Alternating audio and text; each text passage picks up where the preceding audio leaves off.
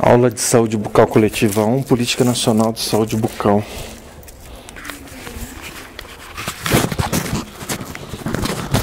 Vamos lá. Tá bom. Existe uma propaganda enganosa sobre a Política Nacional de Saúde Bucal. Se é política nacional, a gente está pressupondo o quê? Que é uma política que está sendo protagonizada por quem? Pelo governo federal, isso. E particularmente que órgão do governo federal? Ministério da Saúde. Dentro do Ministério da Saúde, o ministro, mas existe alguma coisa específica que cuida da saúde bucal dentro do Ministério da Saúde? O que vocês acham? Existe? Eu estou falando que existe. Existe. Como é que chama? Coordenação Nacional de Saúde Bucal. Vocês sabem quem é o coordenador nacional, não?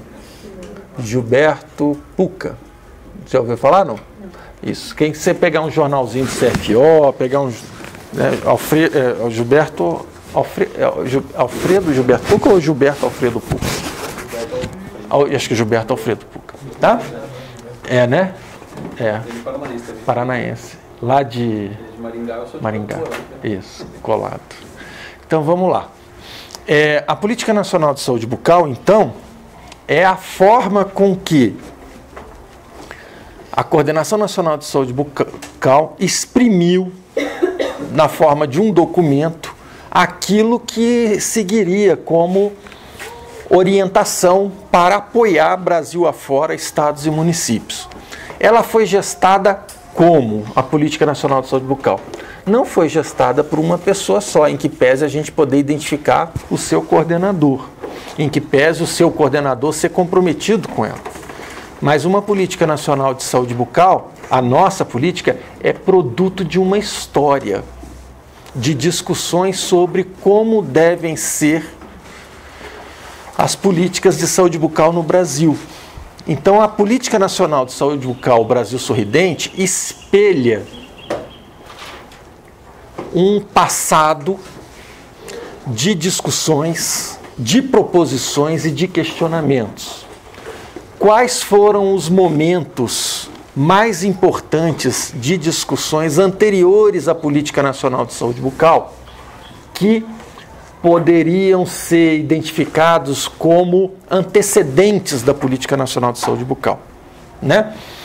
Talvez quando vocês estiverem comigo lá no 10º, nós vamos ver a história das políticas no país com mais calma. Isso é minha dissertação de mestrado, tá? Como é que foi, como é que deixou de ser, essa coisa toda, como é que as coisas evoluíram. Mas num passado mais recente, ou seja, do fim da ditadura para cá, que é mais ou menos aonde a gente está começando quase sempre as nossas explicações aqui, né? Do fim da ditadura para cá, né? No início, quando a ditadura começa a entrar em crise, né? Nós vamos ter aqui como um dos marcos a 7ª Conferência Nacional de Saúde. Tá? Vocês já ouviram falar de Conferência Nacional de Saúde, gente? Ouviram ou não ouviram? Vamos lá. Para quem não se lembra, nós temos as leis orgânicas da saúde, que são duas. A 8080 e a 8142. A 8080 trata de quase tudo. A 8142 trata exclusivamente, essa lei aqui aprovada no Congresso, exclusivamente do controle social. Essas duas leis formam as leis orgânicas da saúde. O controle social é o entendimento de que, além do executivo, além do legislativo e além do judiciário, na área da saúde, nós temos a participação da população devidamente representada. Para além de Montesquieu, tá certo? Para além dos poderes formais, né? Executivo, nós temos junto ao executivo a representação da população brasileira. Como é que a população brasileira se representa dentro do SUS? Por dois mecanismos. Isso institucionalmente, porque qualquer um pode se representar, pôr na boca no mundo, falando nos jornais, na televisão, o que for. Falando institucionalmente, dentro do Sistema Único de Saúde, a população se representa de duas formas: através dos conselhos e através das conferências. O que distingue os conselhos das conferências essencialmente? Que os conselhos são regulares, permanentes, e as conferências são episódicas, ocasionais.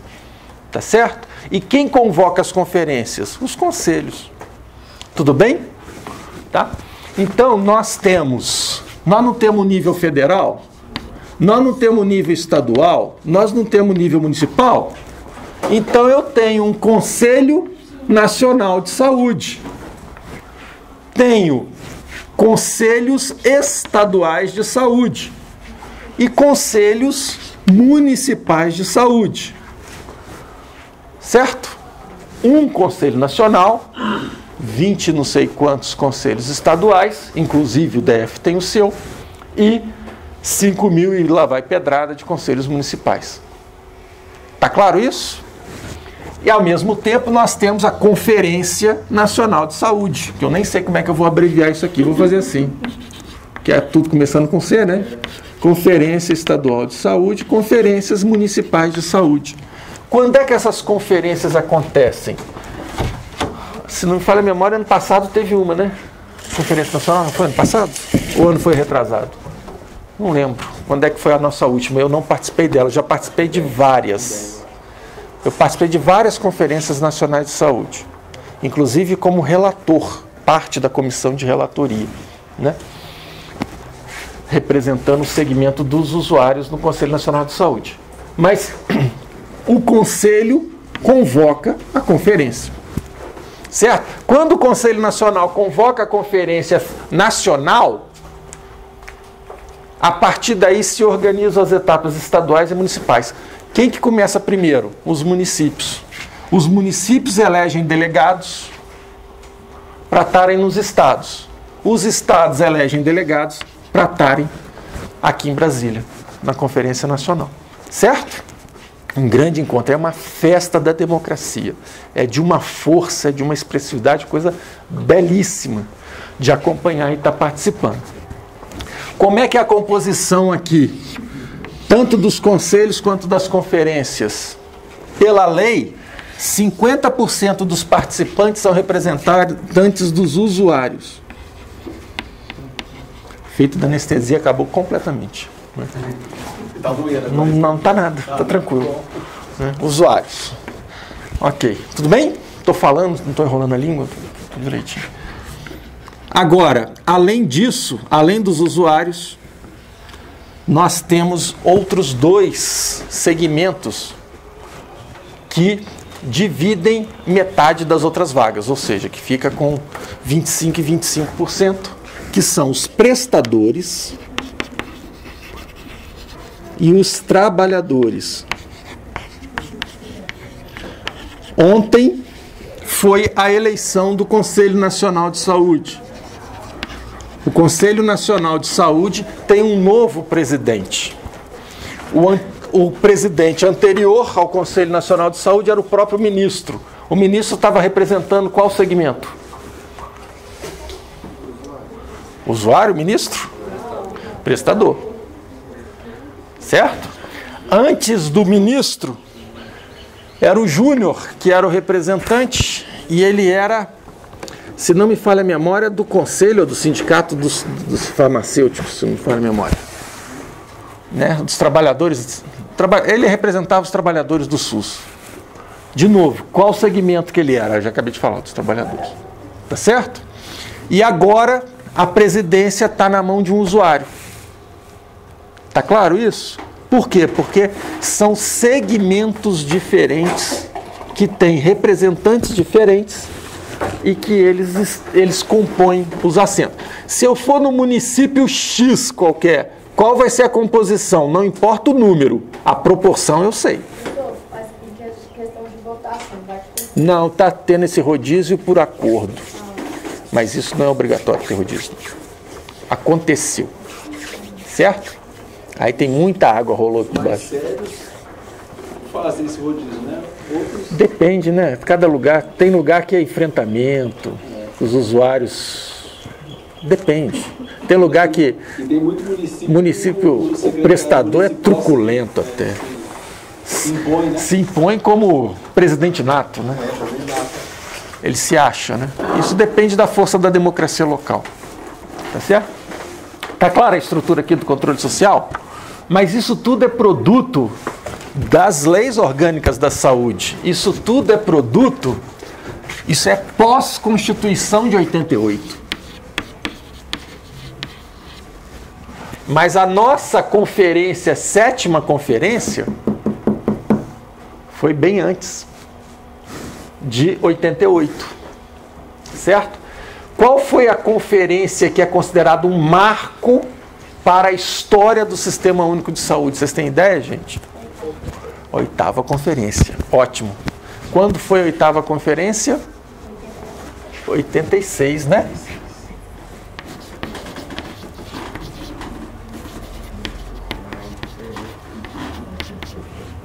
O que aconteceu na 8ª? Aquilo que se discutiu na 8ª e se tomou como diretriz, serviu de base para a Constituição, para o trabalho da Assembleia Nacional Constituinte. Está clara a importância dela? Quando a gente fala, porque é direita, é cidadã, que não sei o quê, faz... Quando eu fico falando essas coisas todas, está vindo de onde? Quem foi que pariu isso? A ideia veio de onde? Basicamente, a ideia se firmou como ideia legítima no país, não foi pelos constituintes. Os constituintes meio que seguiram o fluxo. Quem apresentou, quem pautou isso dentro da Assembleia Nacional Constituinte foi o próprio movimento da reforma sanitária que tinha conseguido, né, fazer a 8ª Conferência Nacional de Saúde. Está claro isso? Tudo bem? Se cair em concurso, moleza? Movimento da reforma sanitária? Os reformistas. Os principais reformistas, os grandes nomes. Vamos ver se... Quem lembra de algum nome de algum reformista famoso aí? Alguém lembra? Pode falar também. Vocês lembram? Vamos lá. Quem? Qual que é o principal? Sérgio Aroca. É o grande nome, falecido, né? Eu já tive uma aula só com ele. Na época, quando eu era aluno da Fiocruz, ele era presidente da Fiocruz, né? E foi como presidente da Fiocruz que ele se fez um grande líder do movimento da reforma sanitária brasileira, né? Outros nomes próprios daqui, lá do Rio de Janeiro mesmo, o Temporão, né? Você tem o Ézio Cordeiro, que já foi reitor da UERJ, né? Você tem vários nomes que... Sônia Fleury, você tem Madel Luz, você tem uma penca de nomes no Rio, no Brasil inteiro, né? Que são nomes identificados com o movimento da reforma sanitária brasileira. Principalmente os primeiros nomes, eles são muito identificados com o Partido Comunista Brasileiro, certo? Que depois virou o PPS. Era um núcleo, tanto que o Aroca era deputado pelo PPS. Mas depois isso extravasou muito a esse núcleo, né? Ok? Aqui em Brasília, o Eleutério Rodrigues Neto, já, não sei se o Eleutério morreu ou se eu estou matando ele. Não tenho certeza. Creio que já morreu, não tenho certeza, né? Que ele foi professor do Departamento de Saúde Coletivo, fundador do Núcleo de Estudo de Saúde Pública, do NESP, aqui, né? E inúmeras outras pessoas, tá? Assim, só alguns são os mais quase sempre lembrados, mas tem inúmeros outros, né? Gente aí de primeiríssima hora e tudo mais. Então, o que aconteceu? Mas em que pese tudo para nós ter começado marcantemente como democracia brasileira em 1986, com a 8ª conferência, por que eu estou falando da 7ª conferência?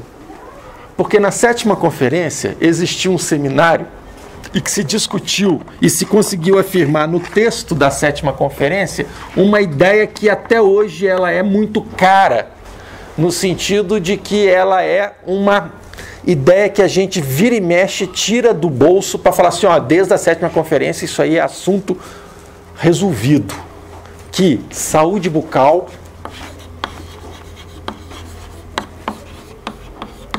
é atenção básica.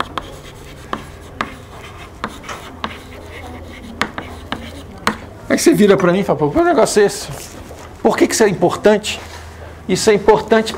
Imagina o seguinte, se algum ministro da vida aí cair de paraquedas no ministério e quiser falar que daqui para frente saúde bucal é só em céus, não tem por que existir saúde bucal nas equipes de saúde da família.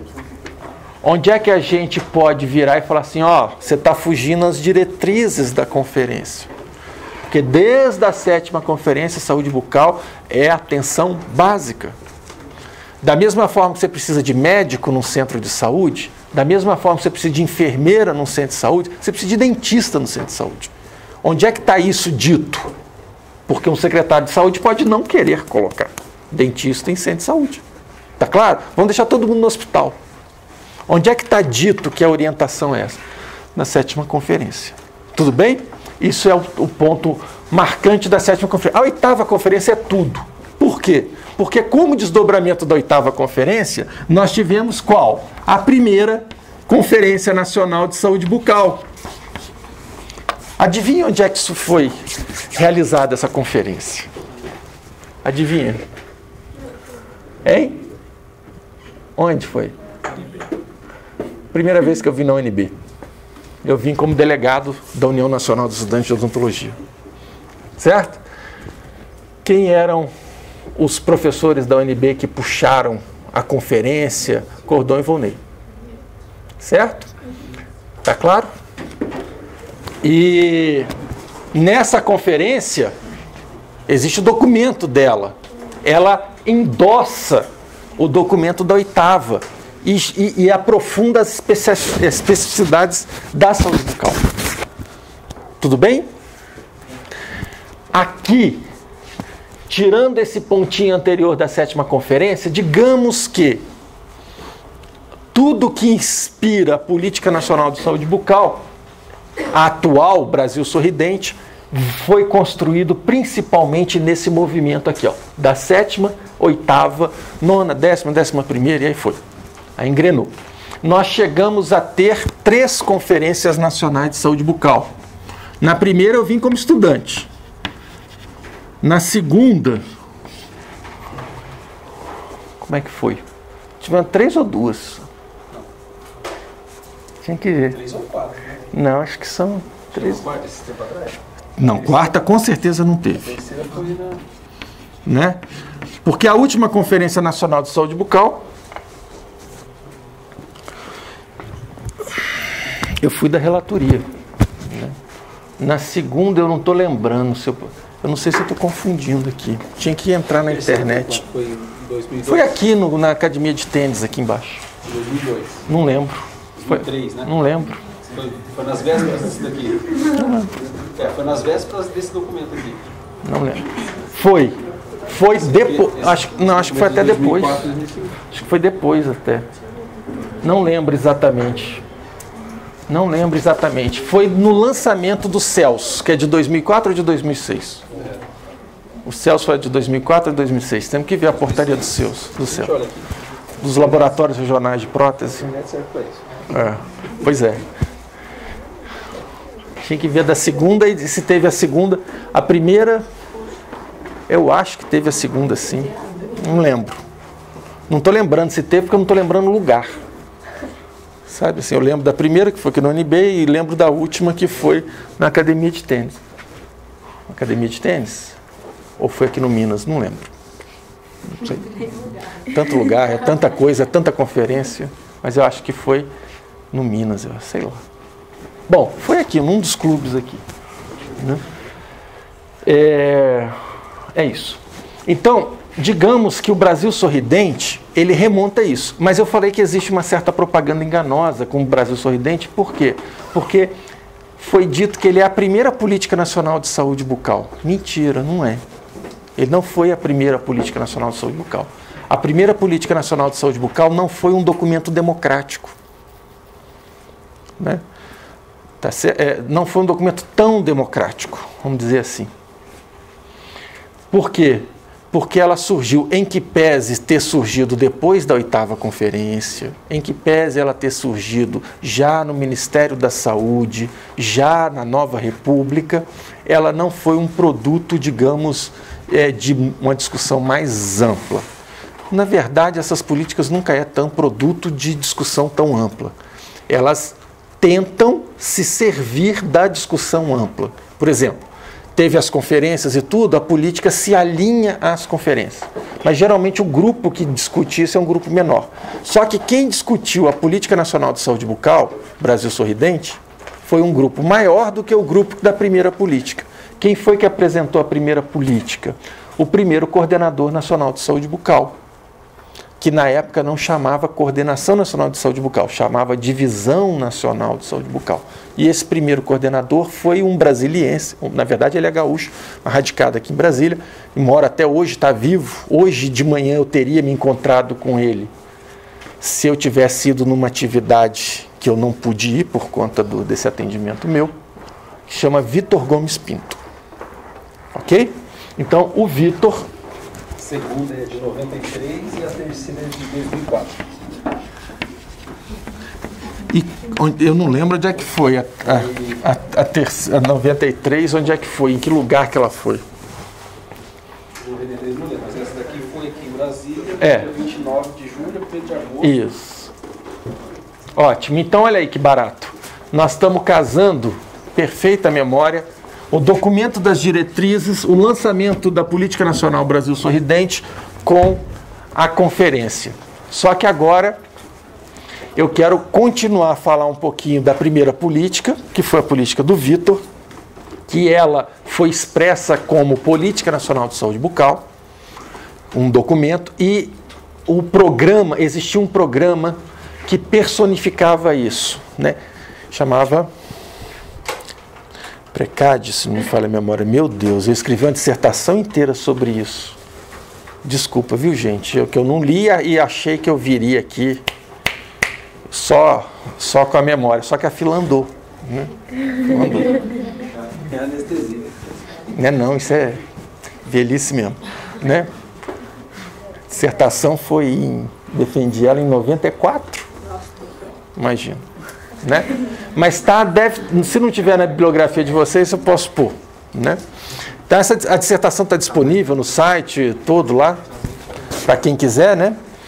Mas ela está tudo muito bem detalhadinho. Aqui o que me importa não é ficar pegando exatamente em nomes e datas ou o que for, mas é ter uma ideia geral do que aconteceu, até porque a gente não tem muito tempo para entrar nos detalhes, e esses detalhes nós vamos entrar lá no 10º período. Tá? Então, digamos que a primeira Conferência Nacional de Saúde Bucal foi a base para a primeira Política Nacional de Saúde Bucal, com o Vitor Pinto na Divisão Nacional de Saúde Bucal. Tá claro? Era de se esperar o quê? Que a segunda política fosse a base, a segunda política nascesse da terceira conferência, não era? Seria de esperar que a terceira conferência fosse base para a política nacional atual, não é isso? Brasil Sorridente. Não é isso? Não é, gente? Pois é, mas não foi não, tá? Pelo seguinte, quando a conferência foi aberta pelo presidente Lula, lamentavelmente a política foi apresentada à conferência como fato consumado e não como tese a ser discutida dentro da conferência, o que ampliaria a qualidade democrática da política. Tá claro? Entendido isso? Não. Aqui não foi quase nada democrática, foi a 7ª Conferência Nacional de Saúde. Agora já falamos que as conferências foram seguindo, 8ª, 9ª, 10ª, 11ª, 12ª, 13ª, acho que foi a última. Então o que aconteceu? Quando se chama uma conferência nacional, pode ser ou não que se chame uma conferência específica. Na 8ª aconteceu isso. Na 8ª teve a geral de saúde e a específica de saúde bucal. Tá certo? Depois, em 93, teve o desdobramento. Em 2004, teve o desdobramento. Nós só tivemos 3 conferências nacionais de saúde bucal. Tudo bem? Essa aqui foi um ano e pouco depois do início do governo Lula, né? Começou em 2002? Quando foi? 2002. Então, o que acontece? De lá para cá, nós não tivemos outra Conferência Nacional de Saúde Bucal. E seria de se esperar que uma Política Nacional de Saúde Bucal fosse o quê? Produto de uma Conferência Nacional de Saúde. Está claro? Mas, lamentavelmente, não foi. Isso não quer dizer que exista discordância da Política Nacional de Saúde Bucal com as diretrizes da conferência. Eu só estou falando que ela não foi produto, mas não quer dizer que existe contradição. Não quer dizer que... Tá certo? Eu só estou falando assim que democraticamente ela não foi feita de forma ampla. Certo? Digamos que o Vitor fez a primeira política depois da primeira Conferência Nacional de Saúde. Não lembro se foi depois ou foi antes. Minha memória hoje está 10. Tá? Mas foi inspirado na 8ª conferência, então você não tinha muito desalinhamento. Mas isso aqui era um grupo muito pequeno, o grupo que cercava o Vitor Pinto. Já o grupo que cercava o Puca é um grupo muito maior. Oi. Pois é, né? Eu acho que é uma concepção equivocada de como se faz política. Cada um tem uma concepção de política. Eu não vou falar que a minha é melhor ou pior. Mas eu acho que quanto mais democrático, quanto mais participativo e quanto mais includente, melhor. Essa é a minha concepção de política. Fazer política. Certo? Tem gente que acha que não. Boa parte das pessoas identificadas com esse grupo, que nesse momento estava muito unido, início do governo Lula, são pessoas que eu os conheço, e eles têm uma prática política que a gente chama de leninista. O que é isso? Ser leninista. Alguém já ouviu falar do Lenin? Que o Lenin, como é que o Lenin se entendia o papel, fazer uma política, qual que era o papel do revolucionário, qual é o papel do revolucionário na Rússia de 17? A Rússia de 17 era um país desenvolvido? A Rússia de 17 era um país democrático? A Rússia de 17 era um país com uma classe média urbana bem formada? Como é que você faz revolução no atraso? Você tem que ter uma vanguarda revolucionária. Isso é ser leninista. Falar pelo povo, em nome do povo. A qualidade teórica do Lenin em relação a um russo médio é de uma discrepância gigantesca. Tá claro? Ser leninista é ser vanguardista, no sentido de vanguarda iluminada, vanguarda revolucionária. Eu faço porque eu sei o que é melhor para o povo. Entendido? Tá claro isso? Lamentavelmente, nesse grupo, existe uma quantidade razoável de pessoas que naquela época, não sei se hoje já reelaboraram o discurso, mas tinha medo da conferência. Certo? Vai que a conferência fala o contrário. Tá claro? Isso é ser leninista. Isso é achar que é mais iluminado, que sabe mais, e sabe o que tem que propor, e que o povo, eventualmente, é burro. Logo, eu tenho que propor para ele que eu sou a vanguarda iluminada. Essa é a postura leninista. Mas eles se cercaram relativamente bem, porque eles participaram bem das conferências municipais e estaduais, né? Sim, não tem problema. Na assim. verdade, não teve surpresa na Não teve. nacional. O que você teve foi matar o propósito dela. Foi o quê? Só ir para bater palma, pô. O que eu vou definir uma diretriz se a política já está pronta? Eu vim aqui só para bater palma? Custa caro essa palma, hein? Gente do Brasil inteiro viajando de avião, ficando em hotel, tendo alimentação, dias de encontro, pastinha e tudo mais. Isso é caro. Tá claro isso? Então, assim, existe uma certa postura. O discurso era, não, que o presidente Lula queria chegar com alguma coisa. Esse é irmão desse, tá? conversa fiada, que é o presidente Lula, que queria chegar com alguma coisa já concreta para mostrar. Conversa fiada. Tá claro? Isso aí tem muito mais a ver mesmo, creio eu, pelas pessoas que eu conheço e que estavam mais à frente nesse processo, com uma desconfiança e com um medo de abrir a discussão e democratizar a discussão. Certo? Em que pese ter vontade de acertar democraticamente. Não estou falando que isso é má fé, não. É só desconfiança, achar que é imaturo, é não apostar na democracia, do jeito que a gente aposta. Talvez hoje eles apostariam, isso faz muito tempo atrás, né? Então, tá claro? Então, o Brasil Sorridente não tem uma discrepância para com tudo aquilo que a gente acredita como alinhado às diretrizes das conferências nacionais de saúde geral e de saúde bucal, ok? Não tem uma discrepância. Só foi feito de um jeitinho meio vanguarda iluminada, vanguarda revolucionária. Tá claro? E isso é antidemocrático para mim no Brasil de hoje. Isso se aplica para uma Rússia de 17, para um Brasil de 2004 não tem o menor cabimento. Tudo bem? Mas tudo bem, isso é só uma crítica quanto aos meios, né? Os fins aí a gente se identifica. Tá claro, então? Tá, o que aconteceu?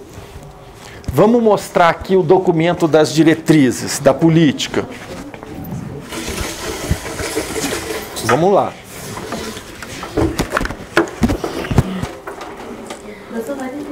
Que horas que nós estamos? 4h20 já? Deixa eu só mostrar a estrutura aqui rápida. Se você ler aqui, gente, olha, pressupostos da política. Não sei se vai ter intervalo hoje não, vamos ver. Eu atrasei muito. Não sei, vamos ver.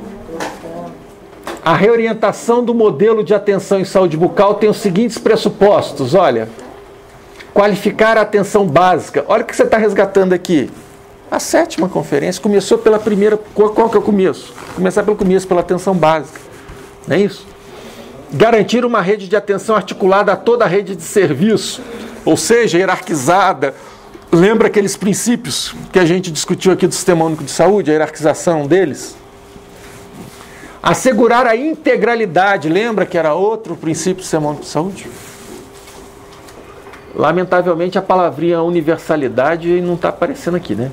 Utilizar epidemiologia e informações de território para subsidiar planejamento, acompanhar os impactos das ações, fazer a vigilância à saúde, incorporar a saúde da família como importante estratégia de reorganização, definir uma política de educação permanente, ou seja, o que é isso? Dentista que está na rede não pode ficar abandonado. Provavelmente ele teve uma péssima formação na faculdade no que diz respeito aos assuntos de saúde pública e de funcionamento do SUS, que as faculdades não formam direito, mesmo tentando, não formam, que é o caso da nossa, certo? E se a nossa é assim, imagina o resto, né? E que quando cai no serviço fica mais atrapalhando do que ajudando. Então você tem que ter uma política de formação permanente, tá? Lamentavelmente o dentista na rede, eu estou falando de forma geral e caricaturada, viu gente? Mas o dentista na rede atrapalha mais do que ajuda a construção do SUS. Certo? Diga de passagem, o dentista atrapalha mais. O maior problema da odontologia brasileira é o dentista brasileiro. Não é a odontologia. É que não sabe agir. Só isso. A vaca está indo para o brejo. Ouvi dizer, foi você que me disse, suspeita de assassinato. Foi iniciado semana passada. Aí. Sucessão do CFO envolvendo assassinato. A BODF falida. Congresso da ABO dando prejuízo. Número de alunos que passam no vestibular para odontologia esse semestre. Sabia que só 11 passaram? Mas por que, professor, só 11 passaram? Porque não atrai talentos. Não atrai talentos. Só isso. Odontologia parou de atrair talentos. Vê se tem alguma vaga que ficou sem preencher na medicina. Parou de atrair talentos. Oi? Oi? Então, desculpa o trocadilho que eu vou fazer aqui de baixíssimo calão. Lembra aquele toque de Midas, que tudo põe a mão se valoriza? A odontologia brasileira tem um toque de merda. Isso coletivamente falando. Tá certo? A faculdade vai por água abaixo, não é isso? O Congresso vai por água abaixo, não é isso? Você escutou o toque de merda lá fora? Não, né? Não é outra coisa.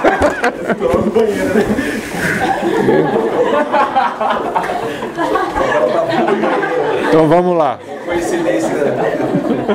Tá bom. Estou voltando aqui, desculpa a forma que eu estou me manifestando. Isso não quer dizer que não tem um monte de gente boa na odontologia. Não quer dizer. Só que na hora que junta não funciona.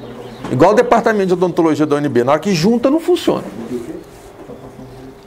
Isso não quer dizer que tem um monte de gente boa lá dentro.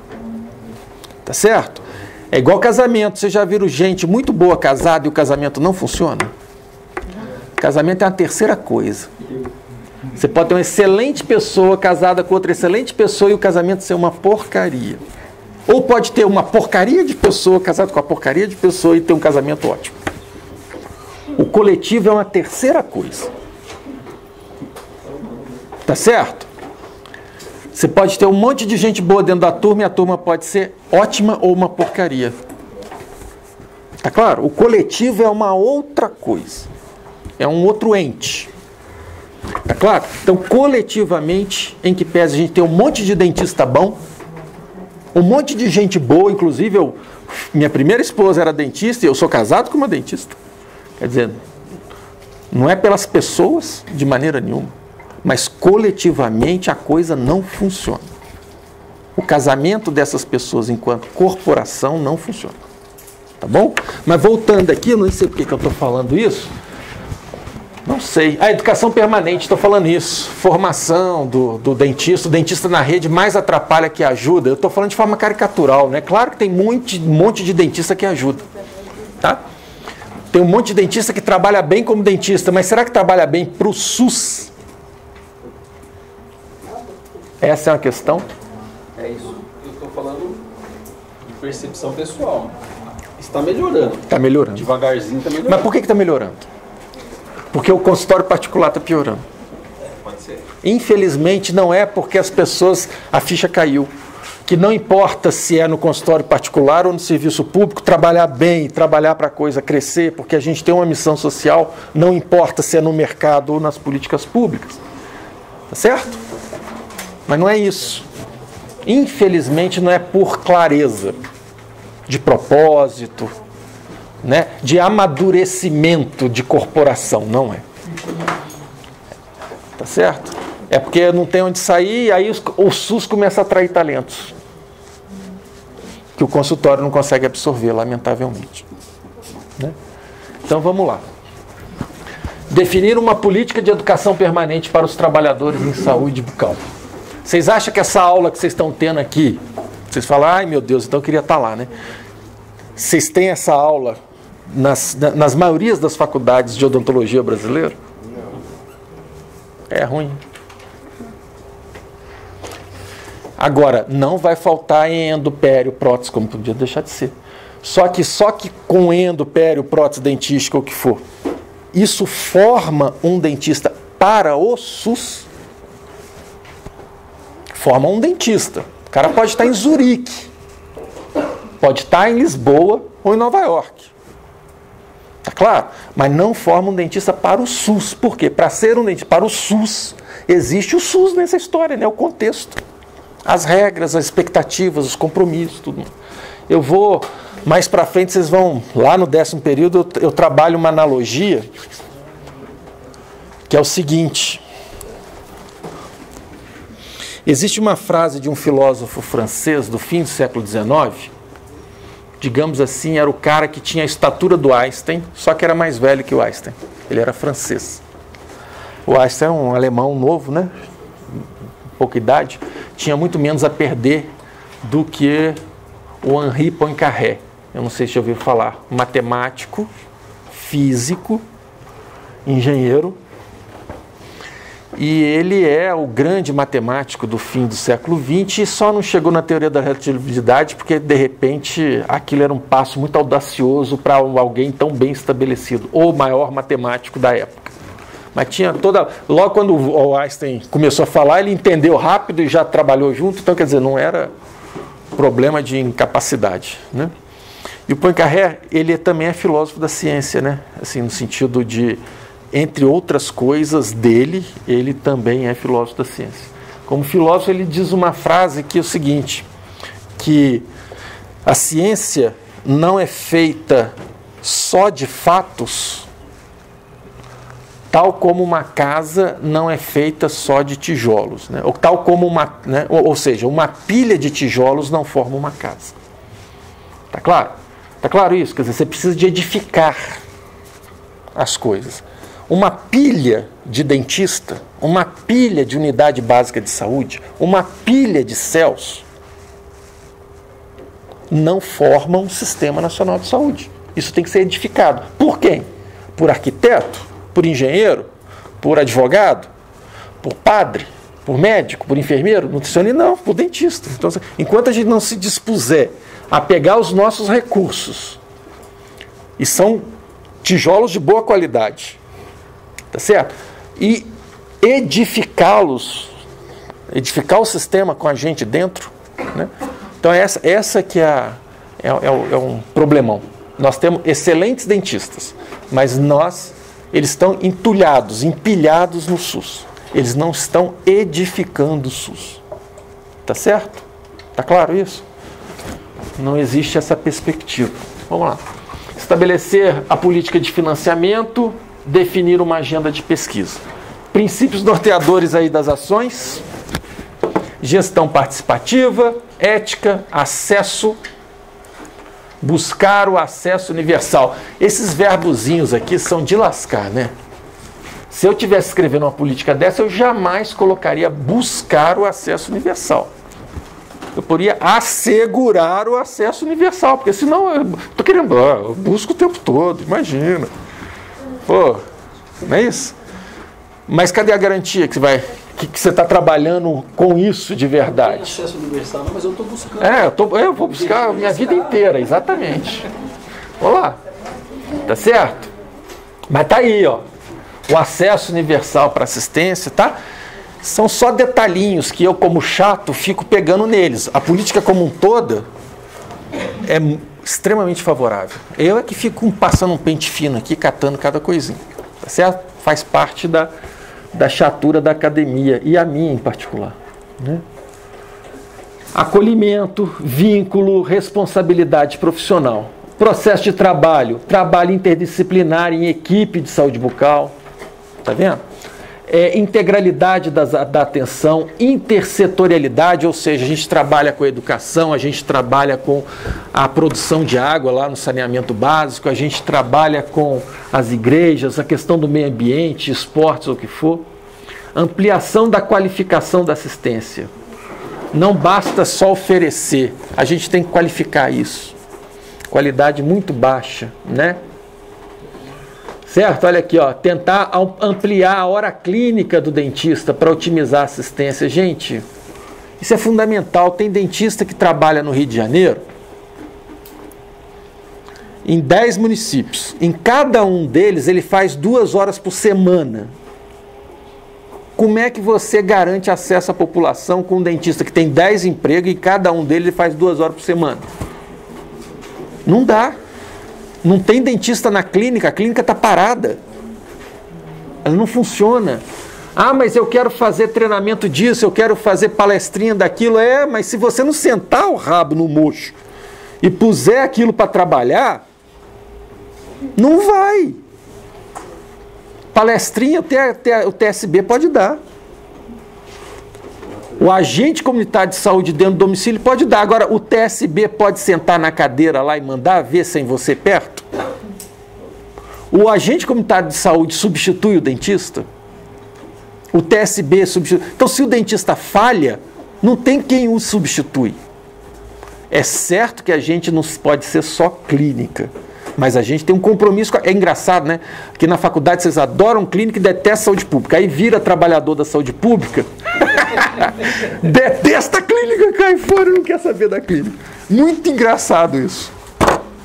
Certo? O trem não funciona.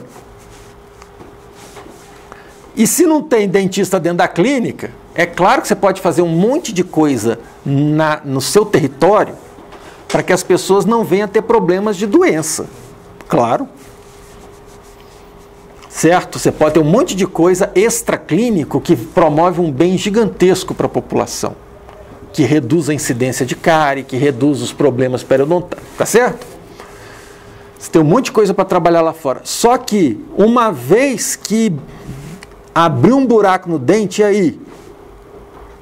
Não tem reza, não tem mais nada que resolva, a não ser o dentista. Ou no fim da linha, um alicate. Tá claro? Mas se a gente pensa numa boa resolução, se o dentista não está lá, ele vai correr para quem?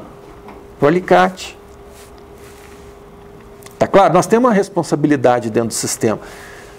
Mas a gente está acostumado a trabalhar com que lógica? Com a lógica do consultório particular. Se você não atender alguém no consultório particular, você pensa o quê? Essa pessoa vai ficar desatendida? Claro que não. Ali do lado da sua sala tem uma outra porta de um outro consultório do outro dentista que na hora cata o paciente. Tá certo? A gente acostuma com essa lógica e acha que negar atendimento no mercado é a mesma coisa que negar atendimento no SUS. Só que quem procura atendimento no SUS não tem uma outra porta para correr, porque não tem dinheiro no bolso. Se você falar não, ele não tem para onde ir. Entendeu? Se você, na sua área de atuação, resolve não atender, não garantir acesso, não trabalhar direito, o que vai acontecer com quem está adscrito a essa área? Vai poder ser atendido por outro dentista melhor do que você? Não. Ele vai ficar sem atendimento. Aquilo que era um problema de fácil resolução vai complicar, vai se tornar um problema ou mais caro, ou um problema que vai resultar numa extração dentária. Tá claro que a gente, quando muda de lugar, muda um monte de coisa. Muda um monte de responsabilidade, inclusive profissional. Tem dentista que é sacana, gente. Pega o bisturi e corta o caninho de ar da alta rotação, porque ele sabe que no serviço público é no mínimo 15 dias para trocar um caninho. É 15 dias de férias. Por conta de um cortezinho no caninho da alta rotação. Agora me diz, quem está sendo prejudicado, muito prejudicado com isso? Com essa bandidagem. Porque o salário dele está sendo pago, mas o salário é uma porcaria. Alguém te obrigou aí para assumir aquele emprego, com aquele salário porcaria? Ninguém te obrigou. Responsabilidade profissional independe de salário. Ou quando você chega num médico, você pergunta para ele antes de qualquer coisa, você está lá na UTI, você está ganhando quanto? Você não pergunta isso. Me atende que eu estou precisando. Não importa quanto que ganha. Tá claro? Essas questõezinhas aí. E o pior é que esse tipo de atitude, na verdade, é uma população contra o dentista. Totalmente. E aí vira um ciclo vicioso. Mal, Desvaloriza o dentista. Desvaloriza o dentista. A gente nunca vai conseguir apoio da população para ganhar melhor, porque a gente, na verdade, não está tratando a população bem. Tem aquele quadrinho lá, né, em 1900 e pouco, quando queria vacinar o povo falava que não queria vacinar. Isso. Não tem Isso, a revolta da vacina. A revolta da vacina, né? Tem que vacinar. Aí aparece o povo falando assim, não vou vacinar. Aí agora, na febre amarela, há 4, 5 anos atrás, o governo falava, não precisa vacinar. E o povo, não, eu quero vacinar. Aí o governo tentou não sei quantos milhões de doses. Se o povo falar assim, eu preciso de dentista, eu quero dentista. E diga de passagem, né? O povo, quando é atendido pela odontologia no serviço público, fica super, nessas pesquisas de opinião, super valoriza o atendimento do dentista. mas quando é atendido. O que ele não sabe é que a porta é estrangulada. Porque muitas das vezes o dentista é que fecha a porta. Não deixa entrar para dentro do consultório. Quando entra, é muito bem atendido. Fica super satisfeito. O nosso problema é universalizar acesso. Certo? Então a questão da formação do profissional, as horas clínicas aqui. Dentista não é técnico de saúde bucal de luxo. Dentista não é auxiliar de saúde bucal de luxo, nem agente comunitário de saúde de luxo. Dentista é dentista. É a cabeça da equipe de saúde bucal e ele tem que fazer a equipe toda funcionar. Para isso existe o agente, para isso existe o auxiliar, para isso existe o técnico. Tá certo? É um time. Ele apita o jogo, mas é o time todo que tem que funcionar e não ele ficar lá de gandula na beirada do campo, tá certo? Condições de trabalho, né? Se busca melhorar condições de trabalho, ações. Conceito ampliado de saúde, ações de promoção e proteção à saúde. Nós estamos falando de Política Nacional de Saúde Bucal, viu, gente? Olha aí, como é que a política é bem alinhada. Tem um monte de coisa, um monte de orientação. Agora, pergunto para vocês. Quando um dentista entra no SUS, a primeira coisa que ele vai ler é a Política Nacional de Saúde Bucal? Não. Ele acha que sabe tudo. Porque eu acabei de me formar lá na UNB, sei tudo. Acha que o SUS nasceu com ele. E ele vai reinventar o SUS. Então nós não temos só 5.500 SUS, porque cada município tem um SUS. Nós temos não sei quantos milhares de SUS, porque cada profissional tem um SUS próprio. Ele faz o que ele acha, que é o SUS. Como é que deve ser? A bem dele. Loucura isso. Entendeu? Ações de promoção e proteção de saúde aí, né? Fluoretação das águas, gente. Isso é uma coisa cara à história brasileira. Fluoretação das águas no Brasil, o país é um dos primeiros países a testar internacionalmente e a validar a importância das fluoretação das águas. A primeira experiência de fluoretação das águas no Brasil foi em 1953, falei errado, em Baixo Guandu, uma cidadezinha do Espírito Santo, às beiras lá do Rio Doce. Viu? 1953, nós temos uma história de sucesso de fluoretação das águas. Nós somos, se não me falha a memória, o segundo país em população coberta com água fluoretada. Acho que a gente só perde para os Estados Unidos, se não me falha a memória. Ok? Campeão de fluoretação de águas em boa qualidade. Essas coisas vocês não escutam falar não, né? Que a gente é referência para o mundo em fluoretação de água. Vocês não escutam não, né? Educação e saúde, que é o tema que a gente tratou na aula passada. Higiene bucal supervisionada, que é o que vocês fazem nas visitas. E pode ser feito em escolas, pode ser feito em creche, pode ser feito nas mesmas unidades de saúde. Tem alguma coisa aqui que a gente está falando que não cabe na prática de vocês, de saúde bucal coletiva 1? Aplicação tópica de flúor aí, gente. Na política. Ações de recuperação à saúde, isso aí quando você estiver mais para frente, né? Recuperação já é a assistência clínica, né? Quando a doença já está instalada, ações de reabilitação. Ampliação e qualificação da atenção básica. Olha aqui, gente, câncer bucal é problema que tem destaque na política. Por quê? Porque dentista não enxerga câncer. Ou só enxerga câncer quando o cara já está em condições de ir direto para o centro cirúrgico e com um prognóstico sombrio. Aí ele enxerga. Por que dentista não enxerga câncer antes disso?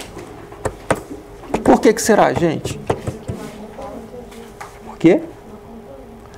Por que será que não acompanha? Por que não enxerga no diagnóstico? Por que não diagnostica câncer? Porque não procura. E por que não procura? Vamos um pouquinho mais fundo. Por quê?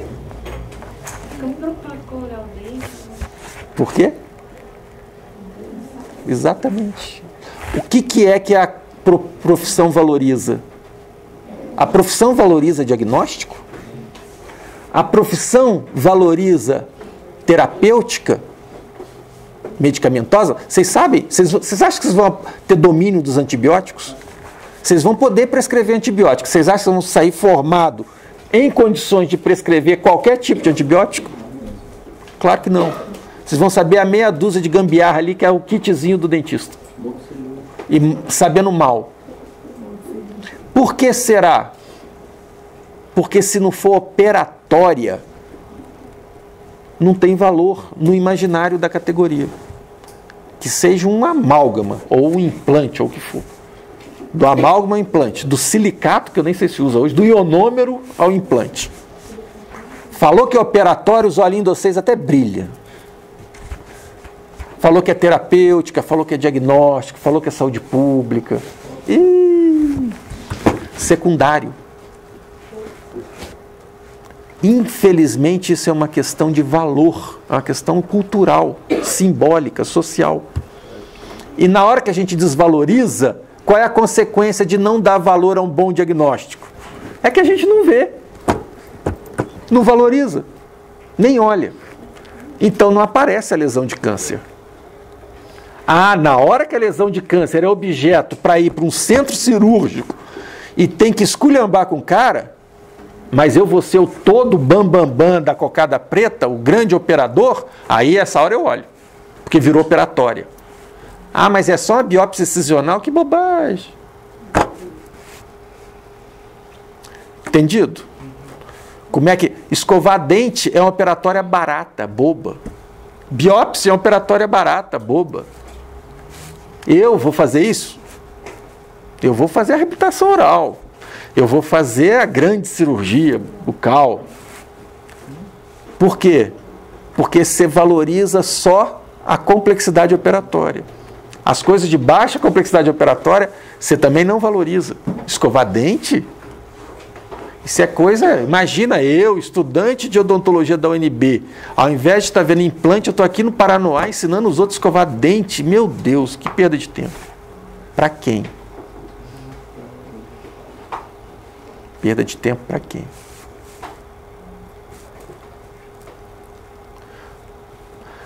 Porque se a gente não aprende a ter esse papel social, as consequências sociais são drásticas. Seu filho está salvo, seu sobrinho está salvo, mas o filho dos outros que mora lá no Paranoá e iguais a eles no Brasil afora, não estão salvos. Vão ter cárie, vão ter câncer. Entendeu? Porque a gente desvaloriza. E cadê a responsabilidade social de uma profissão? Para que uma profissão existe com tantos privilégios? Por que a sociedade dá privilégio a uma profissão? Porque espera dela a responsabilidade. Senão trataria como sapateiro, que não é uma profissão no sentido autônoma, universitária. Ninguém espera a responsabilidade dos sapateiros do Brasil. Eles não estão pensando na causa dos pés no Brasil. Mas quando você dá autonomia para o médico, autonomia para o engenheiro, autonomia para o dentista, autonomia para o arquiteto, você está esperando o quê? Responsabilidade profissional. Social. E a odontologia, o nosso empreendimento coletivo não vem funcionando nesse sentido. Tá claro? E aí a gente não vê que escovar dente é importante, mas não vai ser você que vai escovar o dente. Você vai ser o dentista da equipe. Você só está aprendendo como mandar no agente, organizar o trabalho dele, orientar o agente, qualificar o agente. No momento, vocês estão aprendendo isso. Tá claro? Mas o trabalho do agente é ultra importante, em que pese ser uma operatória simples. Tecnologia de nada. Só que a modernidade da odontologia não está no laser, gente. Está na ponta da escova de dente. Moderno é não ter cárie. Isso que é moderno. O que você deseja para o seu filho? É que ele um dia venha usar o recurso tecnológico mais avançado da odontologia, ou que ele nunca venha usar o recurso odontológico, de preferência nem o básico? Qual que você prefere? E o que você prefere para o seu filho deveria ser ético, preferir para todo mundo, né? O foco do valor está meio esquisito. Não estou desmerecendo a cirurgia laser ou o que for, a implantodontia, o que for. Eu estou falando que a gente tem que fazer uma análise um pouco mais consequente. O que é valioso para o profissional e o que é valioso para a população. E a profissão tem responsabilidade para com a população. Logo, a gente não pode desvalorizar o que é valioso para a população. É isso que eu estou tentando dizer. Não estou falando que vocês não devam valorizar procedimentos tecnológicos de altíssimo, não é isso, não. É só que não dá para desvalorizar o que é valioso para a população. Nós temos uma responsabilidade profissional, que é a responsabilidade da profissão, frente à sociedade brasileira. Não vai ser o dentista argentino que vai cuidar da saúde bucal brasileira. E nem o cubano. Se não for o dentista brasileiro, a questão da saúde bucal do brasileiro vai para o ralo. Entendido? Ah, professor, mas não está melhorando? Nós não estamos fazendo a transição epidemiológica? Está, para a classe média em diante. E o pobre? Não transitou ainda do jeito que tinha que transitar e nem na velocidade que tinha que ir. Entendeu? Hoje, há 20 anos atrás, cárie era problema de filho de dentista. Filho de dentista tinha cárie, perdia dente. Estou mentindo? Hoje, cárie não é mais um problema de filho de dentista. Logo é porque a gente tem tecnologia para isso. Se tem tecnologia para os filhos de dentista, tem que ter tecnologia para a população inteira. Hoje, cárie já não é uma coisa mais admissível. E para quem não tem dinheiro, só restam as políticas públicas. A ação do Estado. Está claro isso? Bem, então, prevenção e controle de câncer é porque diagnóstico é uma coisa que precisa ser revalorizada. A política reafirma isso. Implantação e aumento de resolutividade de pronto atendimento. Né? Inclusão de procedimentos mais complexos na atenção básica. E aí veio o CELS, decorrência disso aí. Né? Uma rede hierarquizada com atenção mais complexa, para além da atenção. Tudo começa na atenção básica, mas tem que ter atenção secundária e terciária.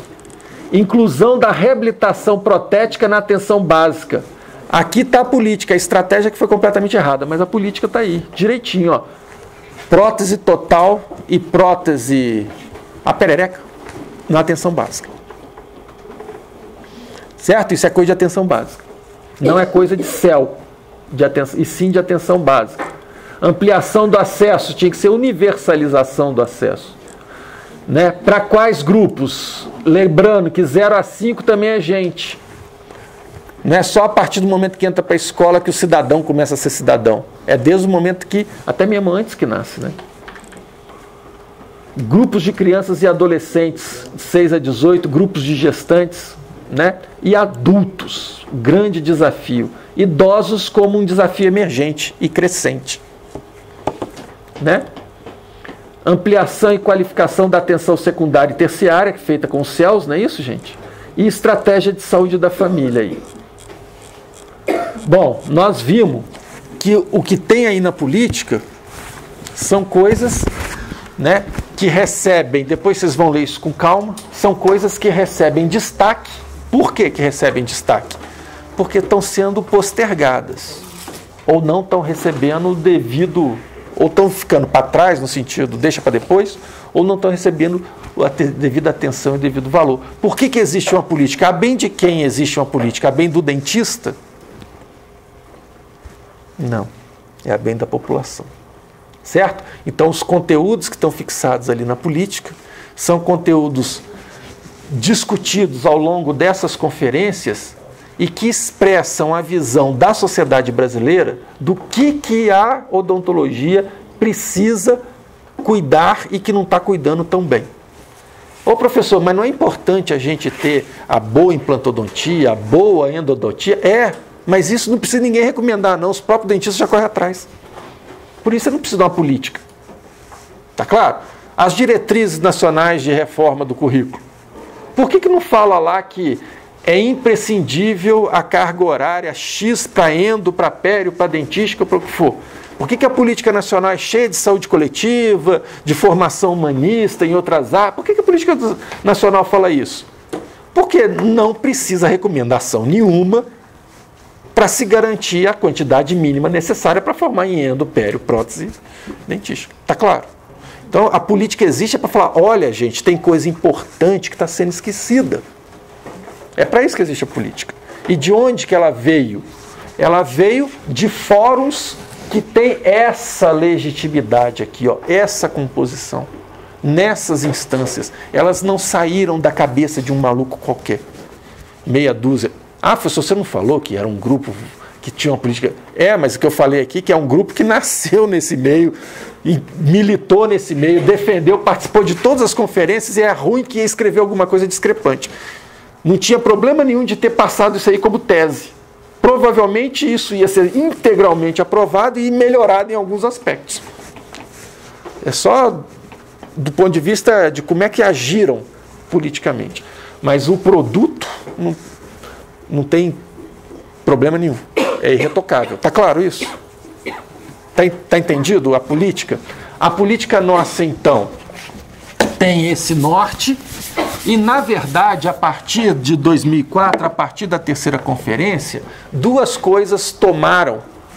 Então, fluoretação.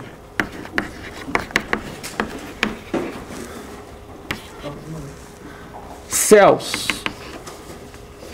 Laboratórios regionais de prótese dentária. Saúde da família. E câncer. São os elementos fundamentais da política. Ah, professor, e pesquisa? Pesquisa, educação continuada, isso. Mas vamos dizer assim, do ponto de vista da atenção, esses são os principais eixos. Certo? Fluoretação expandiu, qualificou, interagiu com os sistemas de controle da qualidade de água, o CISÁGUA aí, na vigilância da qualidade dessas águas, né? Os CELS e os laboratórios foram anunciados também na abertura da conferência. Os CELS se multiplicaram pelo país, os laboratórios também. Saúde da família cresceu pra caramba, só que cresceu por inércia. Ela não foi reinventada, ela não foi requalificada, ela não foi colocada nos trilhos. Saúde da família, as equipes de saúde bucal e saúde da família vinham crescendo sem nenhum direcionamento político melhor. Aqui no Brasil, você pode implantar equipe de saúde da família de qualquer jeito. O que importa é que implante. E quando você pode implantar de qualquer jeito, o que acaba acontecendo? Implanta do pior jeito, do jeito mais fácil, que dá menos trabalho e que funciona menos. Tá certo? Equipe de saúde da família. Por que eu deixei esses dois últimos temas aqui? Porque saúde da família e câncer não avançaram tanto igual essas questões aqui. Tá? Fluoretação é uma questão que não deixa dúvida do acerto, da condução, do investimento e tudo mais. Os CELS. Qual é o problema dos CELS? Vocês sabem o que é CELS? O que significa CEL? Isso. Como é que são compostos os CELS e tudo mais, nós vamos ver isso lá no 10º. Quem quiser, abre a portaria dos CELS, não é complicado ler, é tranquilo. Essas portarias, vocês acabando de ver aí, é tudo muito tranquilo de ler. Não precisa, não é para nenhum iniciado. Vocês já estão iniciados o bastante para ler essas portarias. Né? Qual é o problema dos CELS? Os CELS foram propostos como mais uma porta de entrada. Já vou parar. Se terminar aqui, eu paro. Quantas horas? 5 para 5. Se eu der intervalo agora... É só para comer. Só para comer. Me dá 5 minutos. 5 horas eu paro. Tá certo? Aí a gente tira uns 15, 20 minutinhos. 15 minutinhos. 15 é muito. 15 minutos. Tá? Porque eu tenho que começar o outro conteúdo. Nós estamos atrasados. Né? Lembra aquela ideia de rede hierarquizada, gente? Lembra aquela ideia de atenção primária, secundária e terciária? Não é isso? Um sistema bem estruturado, onde é que é a porta de entrada do sistema? Hein? Atenção primária. A pessoa, para chegar aqui ou para chegar aqui, ela tem que entrar por aqui. Existe inclusive um conceito na literatura internacional que é a ideia de gatekeeper, né? A ideia de porteiro. Quem que é o porteiro ou São Pedro do sistema? Quem é que tem a chave dos céus, para usar a nossa nomenclatura aqui? Quem vai deixar entrar no céu ou não? Se fosse um sistema estruturado, o gatekeeper, o São Pedro da brincadeira, teria que ser as equipes de atenção primária. Quem são as equipes de atenção primária? Fundamentalmente as equipes de saúde bucal no PSF. Mas há outras modalidades, essa é a principal. Certo? Tudo bem? Deveria ser assim. Então, onde é que deveria ser a porta de entrada do sistema? Na verdade, quando você está trabalhando em saúde da família, a porta de entrada é a própria porta da casa da pessoa, né? Ela entraria no sistema a partir do momento que o agente comunitário entrasse na casa dela. Tá claro? E aí, essa sequência aqui se daria, passando, evidentemente, pelo gatekeeper, que seria o dentista em atenção primária, o porteiro. Tudo bem? Não é assim que funciona. Como é que funciona? Essa é a crítica aos céus. Como é que funciona? Além de você ter a atenção primária como porta, a atenção secundária também é porta. O céu tem a sua própria porta, ou seja, a pessoa bypassa a atenção primária e bate lá no céu. Ela bate lá no céu, vai direto para o céu. Só que ela chega lá com aquele problema especializado, sim, claro. Senão não tinha cabimento ela chegar lá. O problema está especializado. É um problema especializado. Tudo bem? Então ela tem a questão de endodontia para fazer. Ela tem o procedimento lá do que for, não importa. O detalhe é que ela chega com um monte de procedimento básico que não foi feito. Aí eu pergunto para vocês, as análises que foram feitas da produção dos céus, a pergunta é, o maior volume de produção é a produção de procedimentos básicos ou procedimentos especializados? O que vocês acham? Básico. Distorce tudo. Por quê? Para você fazer um canal, você tem que fazer uma penca de outras coisas. O que acaba acontecendo? Aquele recurso caro, especializado, em vez de se dedicar só ao canal, não, ele tem que fazer um monte de procedimento básico junto. Então, o que acaba acontecendo? Os céus que têm menor número, um recurso mais escasso, uma coisa que era para trabalhar naquela lógica, né? 80% da demanda você resolve na atenção primária e 20% da demanda você resolve na atenção especializada. Então, o céu tem que ser de natureza menor, em termos de volume de oferta. Mas quando você abre a porta lá no céu, sem criar um sistema de referência e contra-referência de paciente, sem criar a figura do gatekeeper, sem criar a figura desse que faz a triagem, sem criar um São Pedro para nacionalizar a coisa, sem pôr as chaves do céu na mão de um dentista de rede na unidade básica, quando você abre a escancar a porta do céu, todo mundo quer entrar. E não quem merece ir para o céu. Ah, professor, todo mundo merece ir para o céu, né, professor? É, claro. Claro, ainda mais se tiver um canal para se fazer. Mas a questão aqui é chegar no céu depois de ter passado pelo purgatório, tá certo? Não vai direto para o céu, não, é? Passa pela atenção básica, espia aí um monte de coisa para poder entrar no céu. Estou fazendo um trocadilho, uma brincadeira, mas para entender que até na Bíblia tem isso, pô. Senão vira zona. Tá certo? É uma coisa estruturada, não é uma coisa... Chegou aqui já vai ser... Ah, mas tem um canal para fazer. É. Mas se você fizer só o canal, fica esquisito, né? Aí você tem que fazer tudo. Por quê? O problema está onde? Abriu a porta.